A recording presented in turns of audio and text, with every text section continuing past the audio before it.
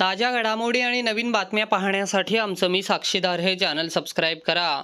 पनवेल तालुक्यातील तळोजा परिसरातील रोहिंजण या ठिकाणी असलेल्या भंगार गोदामाला आज अचानकपणे लागलेल्या आगीत येथील मालाचे मोठे नुकसान झाले आहे।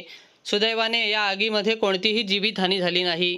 रोहिंजण टोल नाक्याजवळ असलेल्या भंगार गोदामाला आज सकाळी अचानकपणे आग लागली।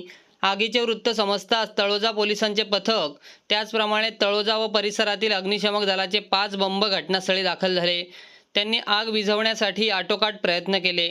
या आगीत मोठे नुकसान झाले असले तरी सुदैवाने कोणतीही जीवितहानी झाली नाही। परंतु या ठिकाणी अशा प्रकारच्या आग नेहमीच लागत असल्याने त्या भागात राहणाऱ्या नागरिकांचे जीवन धोक्यात आले आहे।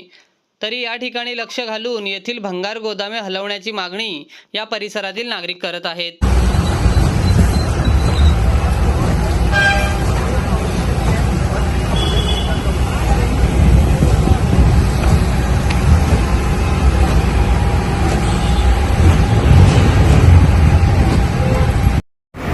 या ना मी मशीन पाहिजे पुढची नको आहे माहिती आहे का।